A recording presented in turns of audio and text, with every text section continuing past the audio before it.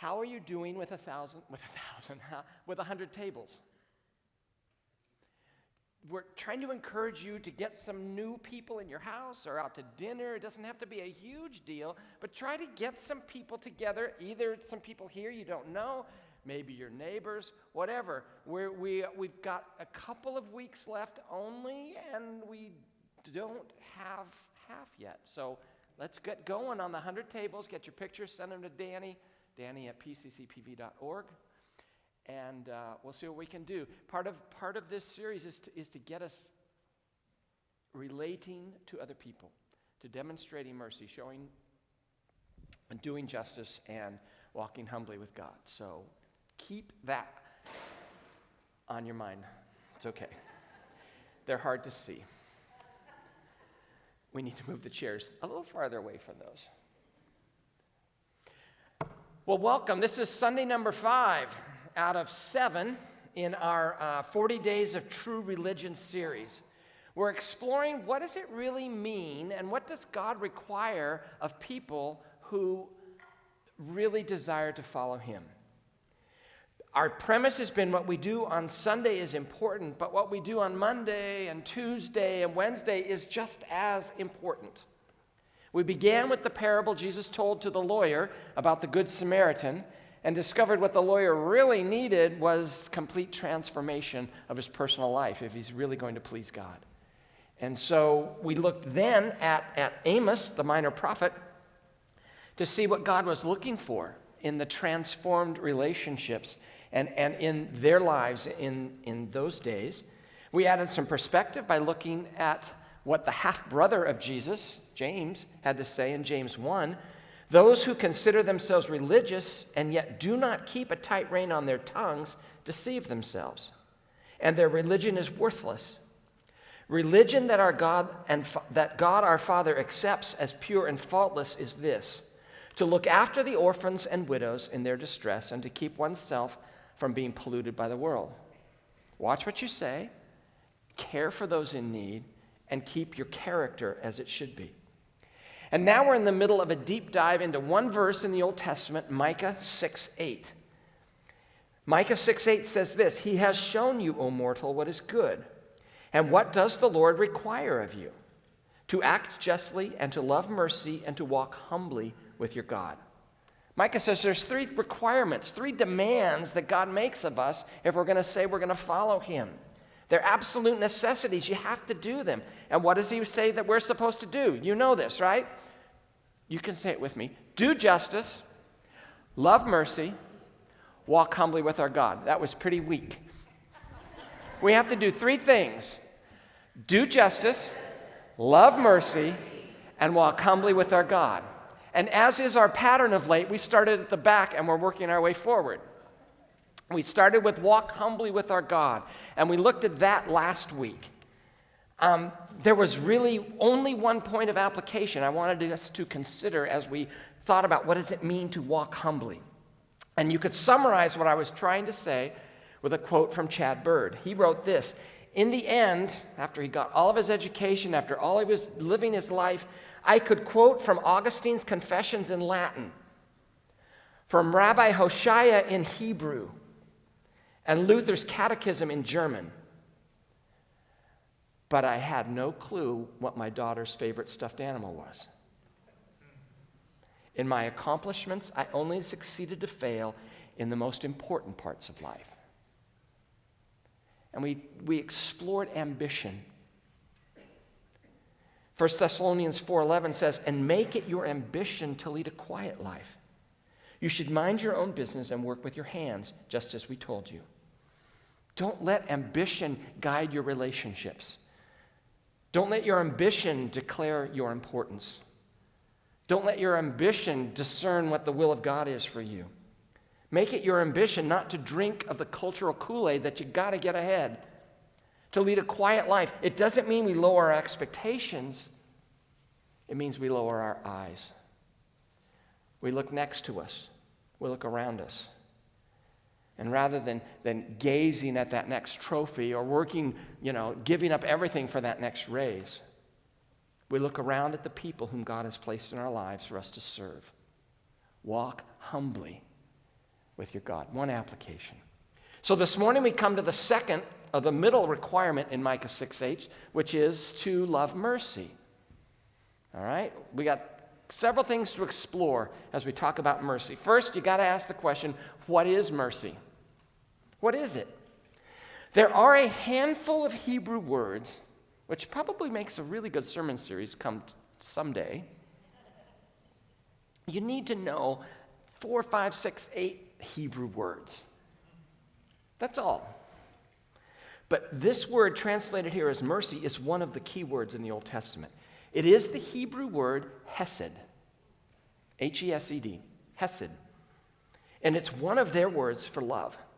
It's a difficult word to translate into English because it has a very wide range of meaning.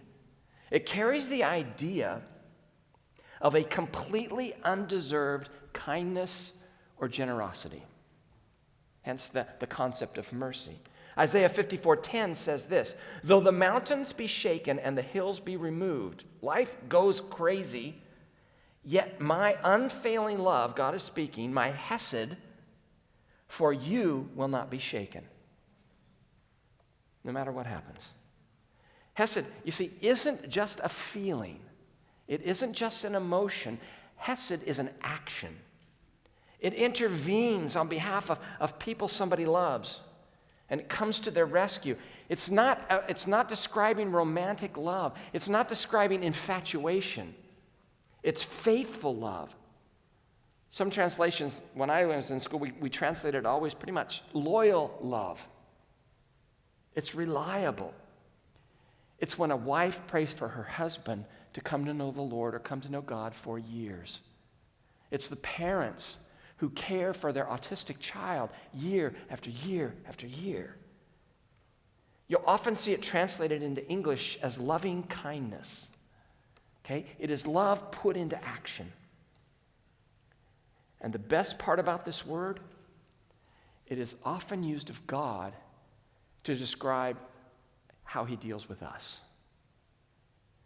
It wraps up all the positive attributes of God, his love and his covenant faithfulness, his mercy, his grace, his kindness, his loyalty. But to understand this word, I think you kind of need to see it in action.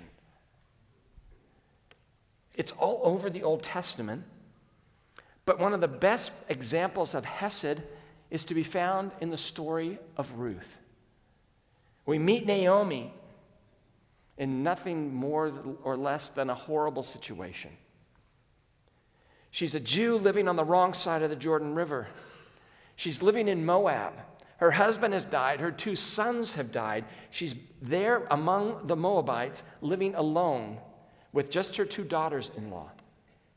And she decides, this is bad over here. I need to get back to my people. And so she tells her daughter-in-laws, you guys stay here. You're young enough. You'll find another husband. You'll do great. You're Moabites. You're living in Moab. I'm going to go back home. And Orpah says, okay, I think I'll do that. And Ruth says, you know the story. No, I'm going back with you. I'm going to leave Moab behind and go back and start afresh with you. Orpah considers that, stays home. Ruth stays with Naomi. And she puts her decision this way, Ruth 1:16. But Ruth replied, don't urge me to leave you or to turn back from you. Where you go, I will go. Where you lodge, I will lodge. Or I should say it in the NIV. Where you go, I will go. Where you stay, I will stay. Your people will be my people and your God, my God. Between you and me, this isn't a wedding verse. This is a mother-in-law and her daughter-in-law. It's not some romantic thing, but we use it in weddings. It sounds good. But Ruth had every right just to stay in Moab and start a new life. But in that context, she says, I'm going to go with you, Ruth. I'm going to choose the path of loyal love to you. I'm going to go where I'm an outsider, and they hate Moabites in Israel. Ruth ignores the easy path and takes the hard one. She shows hesed, loving kindness, mercy to Naomi. Hesed is never merely an abstract feeling of goodwill. It requires some action. What are you going to do? Something practical on behalf of somebody else. So she settles in with Naomi. Hesed, faithful love, loyal love, active love, full of grace and mercy and kindness. But there's a second question, because the text says we're supposed to love mercy. How do we love mercy? How do you love loving kindness? I don't think it means we just act in a merciful way here and there from time to time. But it needs to become a habit, and there needs to be a consistency to our lives where we're demonstrating this mercy or this loving kindness. I think that means we have to recognize it in other people, and we have to allow God to develop it within ourselves. So, do we love to show mercy? If we're going to do that, I think it means we have to try to see life and its relationships through the lens of mercy. Instead of judging as a first reaction, show mercy as a first reaction. Because if we're honest, when we're driving down the street or we're going someplace, we look out the window and we say, look at those people, how bad they are. Or look at that irresponsible behavior. I would never do that. I have said in this series that until we embrace our own brokenness, the brokenness in other people, when we try to help them, we're going to muck things up. We're going to likely do far more harm than good. So we're good at standing back in judgment, but God is calling us to get close, to act with hesed, loyal love, and love doing it. In the 1990s, Alyssa Collins and her children lived in one of America's most dangerous housing projects outside of Chicago. She had become pregnant at the age of 16, dropped out of high school, had started collecting her welfare checks. Eventually, she would have 5 children from 4 different fathers. Not one of them ever helped her to raise the children. She had very few skills, no husband, a limited social network. She struggled to raise her family in an environment surrounded by drugs, substance abuse, failing schools, high unemployment, violence everywhere, teenage pregnancy, and no role models. She would try to get a job, but she faced a lot of obstacles. What kind of obstacles? Well, there were not a lot of decent paying jobs for high school graduates within the ghetto. The welfare system, it penalized her for earning money. It took away benefits for every dollar she raised or earned and for every asset that she owned. She found the government training vocationally and job assistance programs to be confusing and staffed by some condescending adults, bureaucrats. She had childcare issues. 5 kids. Obviously, holding a job was difficult. She felt inferior and inadequate. And when she tried to get vocational training or a job, she faced those same obstacles over and over again. So eventually, she just lost confidence, and she retreated into her comfort zone of what? Public housing and welfare checks. She felt trapped. And she and her family often talked about how they couldn't get out of the ghetto. It had become for them a trap. And what does God require us to do? Hesed. Show mercy. Show loyal love and kindness. So how do you do that to a person like Alyssa? How do we show Hesed to the Alyssa Collinses of our world? There is no easy answer to that question. When God created us, what did he say? He said everything was good. Yet we can see the harsh consequences of the fall all over the place. Poverty is complex. And it's evidenced in broken relationships. And that brokenness in relationships is expressed not just on the personal level, but it's on the economic level. It's on the political level. Yeah, politics, guess what? They're broken. The social level, the religious systems that we create are broken. And then Paul says this in Colossians 1, "For God was pleased to have all his fullness dwell in him, in Christ. And through him, through Christ, to do what? To reconcile to himself all things, whether things in earth or things in heaven, by making peace through his blood shed on the cross." You see, Jesus doesn't beam us up once we come to know Christ. Oh, it would be great if he did. Beam him up. There's another one. Jesus is doing what? He is bringing reconciliation to every last speck of the universe, including our foundational relationships and all kinds of relationships, the systems that come from those relationships. You see, poverty is rooted in what? Broken relationships. So the solution to poverty is related, and it's going to come from the power of the death of Jesus Christ and his resurrection to put all things right in those relationships once again. And that's what the Alyssa Collins of this world needs. Complete reconciliation in all areas of their life. And what are we called to do? The work of reconciliation. We're not the reconciler, Jesus is. But we are his ambassadors. We represent his kingdom to all the relationships that we encounter. Therefore, out of his loyal love, out of the complexity of this thing called poverty, we define poverty alleviation like this. What is it going to look like for us to deal with the Alyssa Collins of this world? Poverty alleviation is the ministry of reconciliation, moving people closer to God by living in right relationship with God, by living in right relationship with themselves, by living in right relationship with other people, by living in right relationship with creation. It's much more than just money. If we're going to help the Alyssas, we have to realize all of the issues that she faces.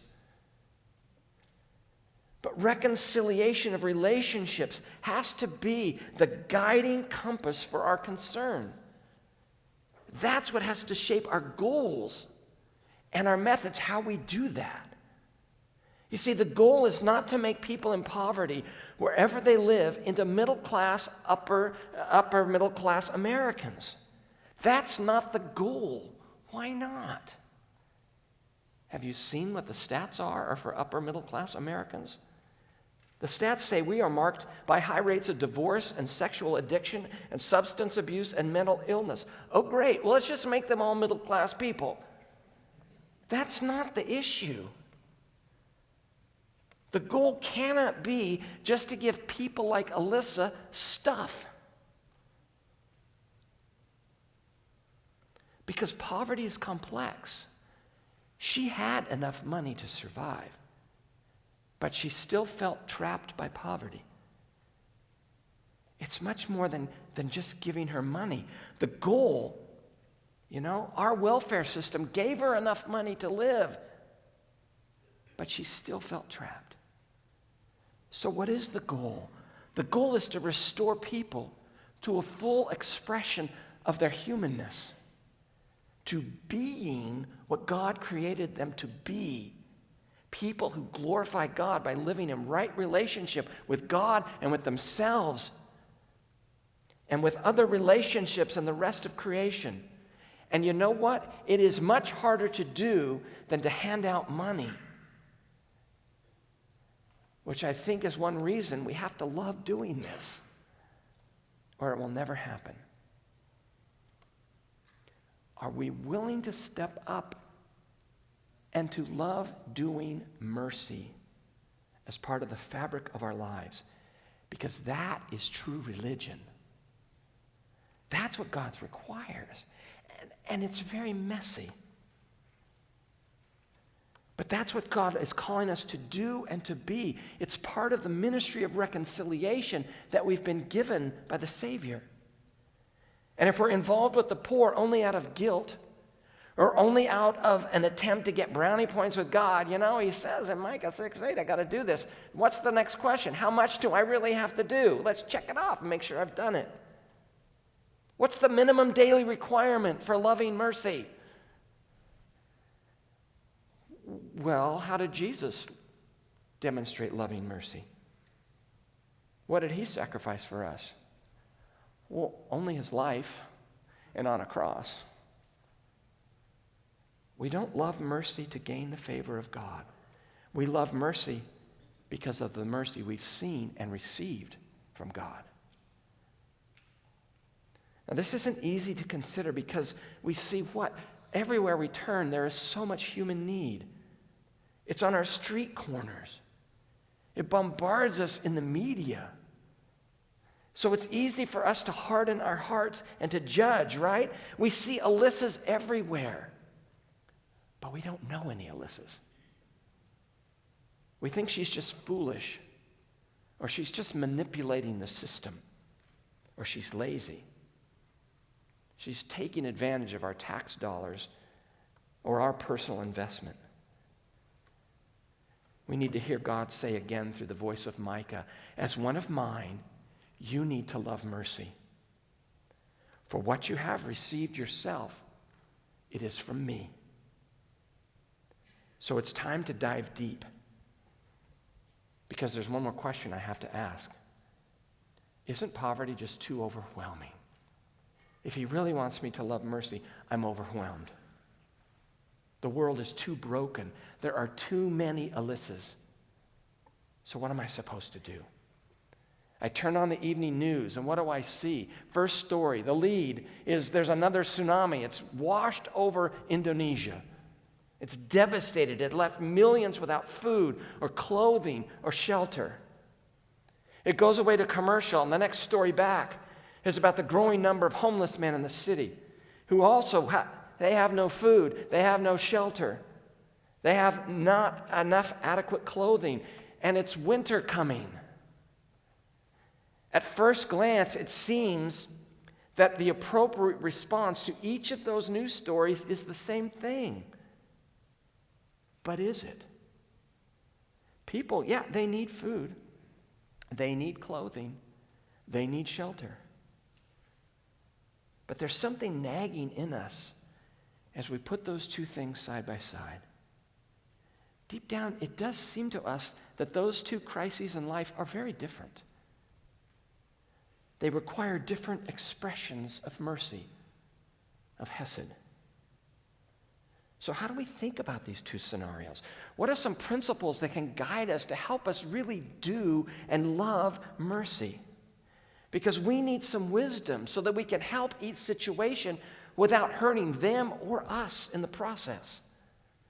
And a helpful first step, I think, is to figure out what each situation calls for and why. Because poverty is so complex, one simple answer to each thing, a clothing drive for both of them, isn't the solution. Because if we don't figure that out, we're most likely to cause harm in the relationships.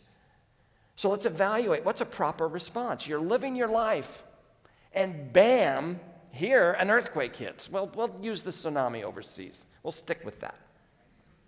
Tragedy strikes, and what happens? You see pictures, and if it was you living there, you would be in desperate need. So what do you need? Number one, you need relief.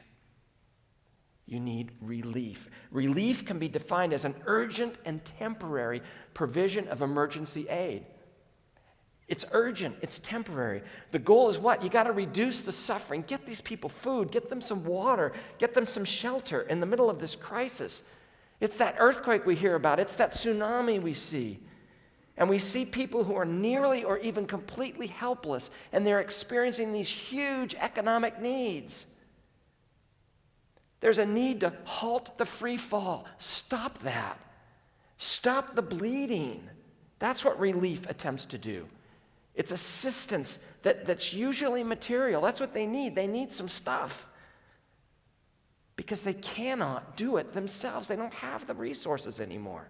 This is the Good Samaritan binding up the wounds of the guy laying across the road. He might have saved his life. He was helpless and bleeding. So stop the bleeding. Relief. Second thing you can do is rehabilitation. The chart's on the back of your sermon notes. So you know what they are. There's no surprise. Rehabilitation. As soon as the bleeding stops, the goal is then to try to restore them into a community, to the positive elements that they had as they were living before the crisis hit. This is a dynamic working with the victims as they participate in their own recovery. This is a partnership. Rehabilitation is a partnership. And then third, there is development. As they're rehabilitated, maybe they need some development. It's a process of working with them to have ongoing change. So that you work with these people so that they bring them into better relationships with God, with themselves, with others, and with creation. After they've materially poor, have developed, then they can learn about their calling in God. They can fulfill that by working and supporting themselves with the fruit of that work. Development is not to people, or for people. You do it, again, with people. And what is the biggest mistake that the North American church usually makes in trying to love mercy? We do relief when we should be doing rehabilitation, or we should be doing development. You see, the Good Samaritan's handouts were appropriate when you're at step 1. They're not appropriate at step 2 and 3. The person at point 3 is not facing an emergency. Handouts of stuff to such people doesn't help restore them to productive life. They're not being the stewards that they were created to be. You see, not all poverty is created equal. So someone asks you for help, or they come by the church, or they call you up. What do? Well, what's the response of Hesed? What's the response of mercy? You got to ask 4 questions. Is there really a crisis at hand? If you fail to provide that immediate need, what are the consequences of that? Are they going to be very serious and negative? If not, then the relief is not the appropriate response. Because there's time for that person to take actions for themselves. Second question, to what degree was the individual responsible for their own crisis? The tsunami people, they're not responsible. Now, it requires some compassion, some understanding. You got to consider the factors that are rooted in systemic poverty.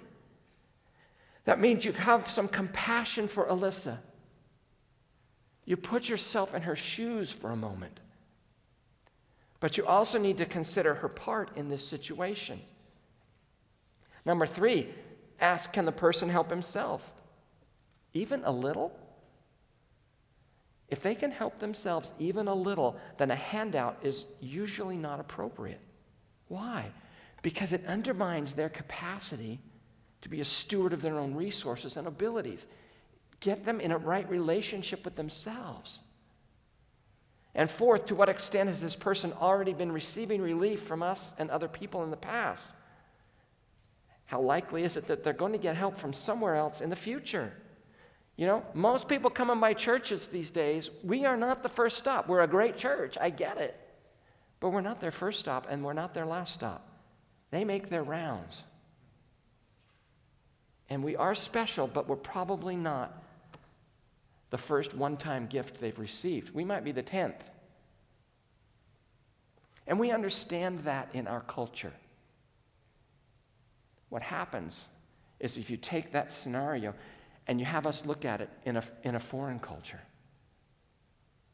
Let's move this all to a different place. where the poverty they are experiencing, from our perspective, is devastating.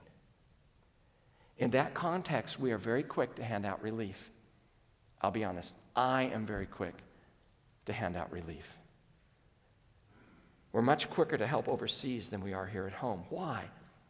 Because we see their poverty as devastating. And in that context, we want to help. Jehovah Jireh Church. It's a congregation in the slums of Manila. They wanted to show loving kindness to the people in their church. So what did they do? They began a savings and credit association. Each of the members of this savings and credit association, they live on about $5 a day. And they are required, if they belong to this organization, to deposit with this group 20 cents a week. They take those deposits and they use them to make some small interest-bearing loans to the members. They formed a bank.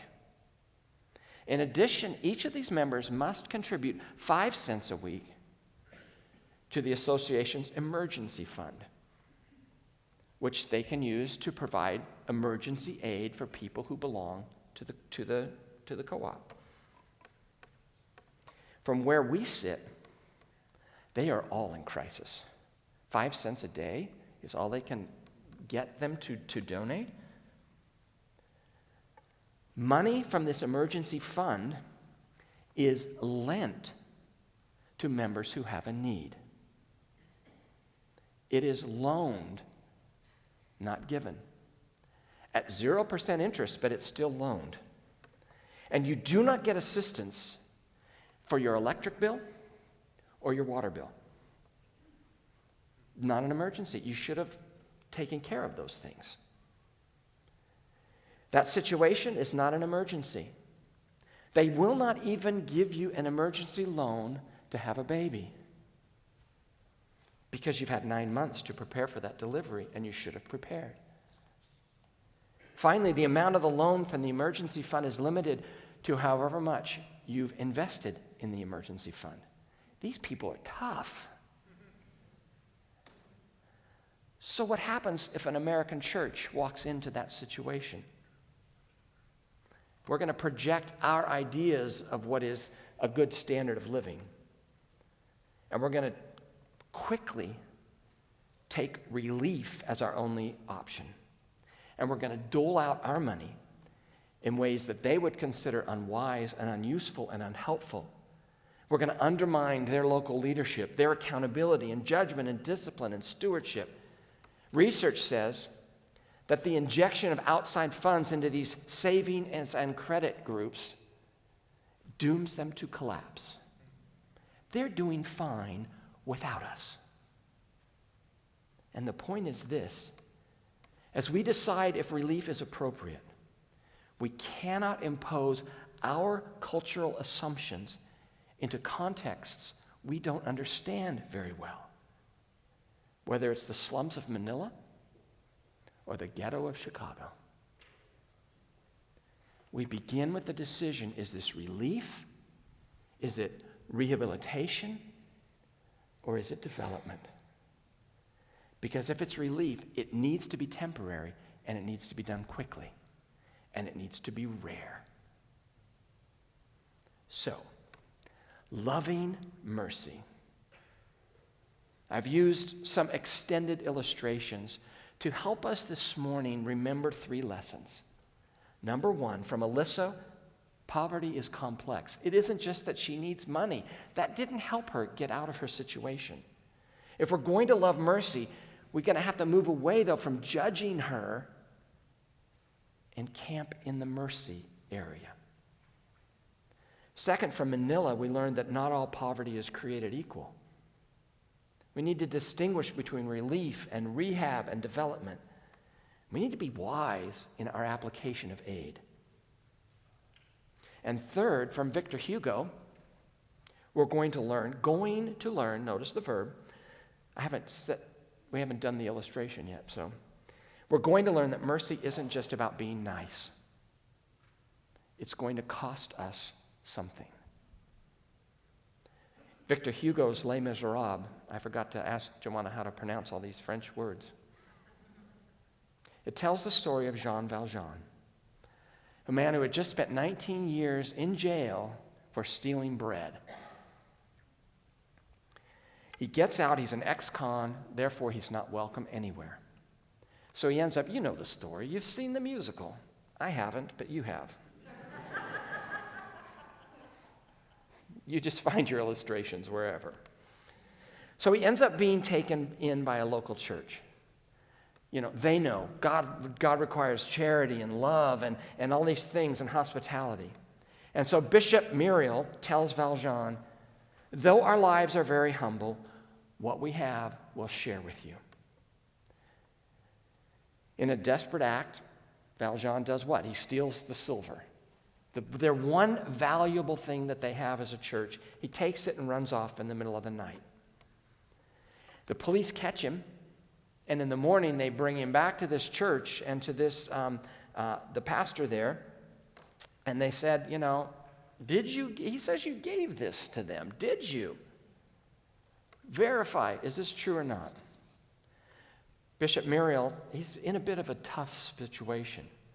He has shown this criminal some love, and he's been repaid with the theft of the most precious thing the church owns. He is well within his rights to tell the truth. And no one's going to question, did you do the right thing? Of course you did. He did steal it. But instead of turning him in, the bishop, he does what? He grabs the silver candlesticks and he hands them to Jean Valjean. And he says, you know, we gave them to him and he forgot to take the candlesticks. Here you go. And after they leave, the police leave, the bishop tells Valjean, forget not. Never forget that you have promised me to use this silver to become an honest man. Jean Valjean, my brother, you belong no longer to evil but to good. It is your soul that I'm buying for you. I withdraw it from the dark thoughts and from the spirit of perdition, and I give it to God. He acted mercifully when it seemed very obvious that he should be judged harshly. This act of compassion, it could have resulted in other people becoming victims of this guy. He's a petty thief. He goes out, he's going to keep stealing. It was risky. But to see this from God's perspective, the bishop had to sacrifice his pride. He had to sacrifice his righteous indignation.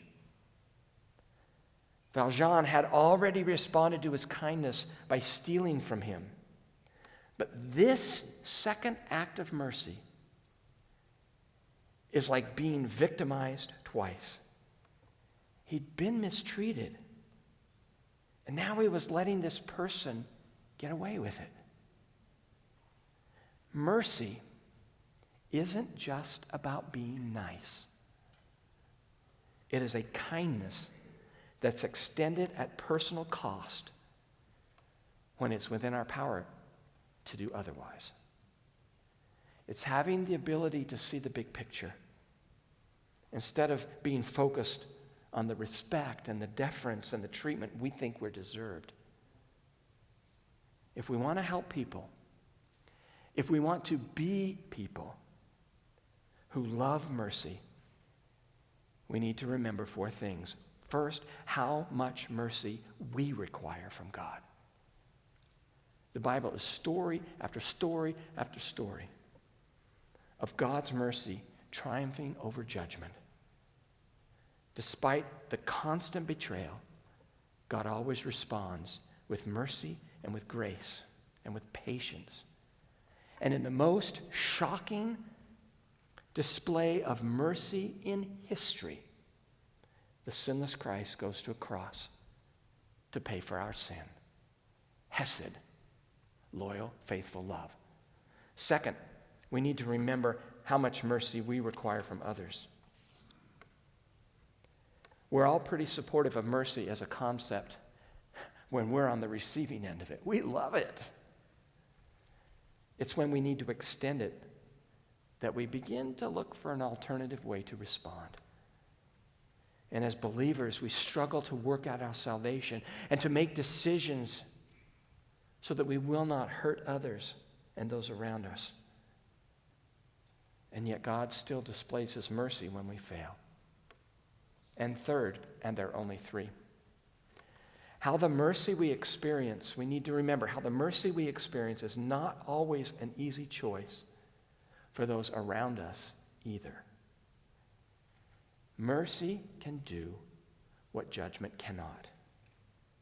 When Jean Valjean experiences the bishop's mercy, it is in the story a game changer in his life. This legitimate act of mercy motivates within him change, and his character becomes defined by selflessness and compassion, finally.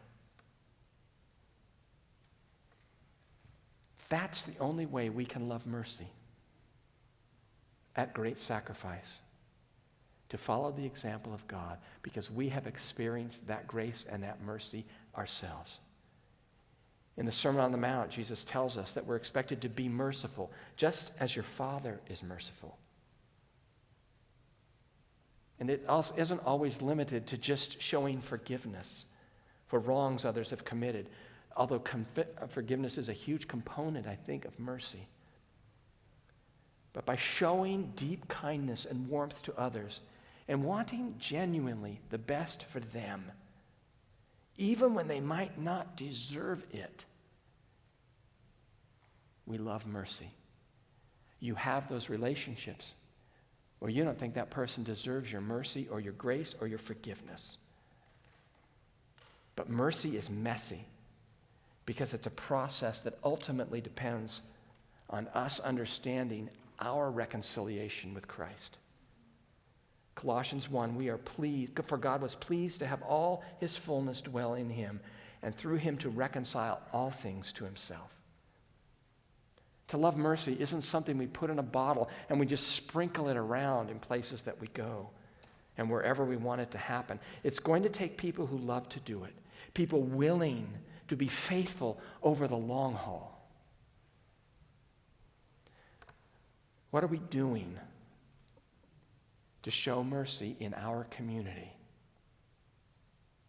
What are we doing to demonstrate our loyal love? How can we do better in reaching the Alyssas around us? I'm thrilled we've begun to tackle the issue of refugees locally. This church always responds with great generosity to relief efforts around the world. And we're doing well on a lot of fronts. But the question always in Micah is, how's our heart? Are we lovers of mercy? Are we judging those either above or below us on the rung of economic status? We wouldn't do that overseas, so why do we do it here? Mercy, it's not just about being nice. It is kindness extended at personal cost when we don't really have to pay that cost. It's having the ability to see the big picture. It's the ability to give and display the treatment we've received from our Savior. Walk humbly with your God. Love mercy. Let's pray. Father, I just ask that you would help us to examine our lives and our hearts, that we wouldn't just say these words, but this morning we might hear. And we've explored some ways that we need to really deal with as upper middle class Americans, that we might show mercy, that we who have received the loyal love of you might be known as people who live that and display that every day of our lives. Help us to love loving kindness. In Jesus' name, amen.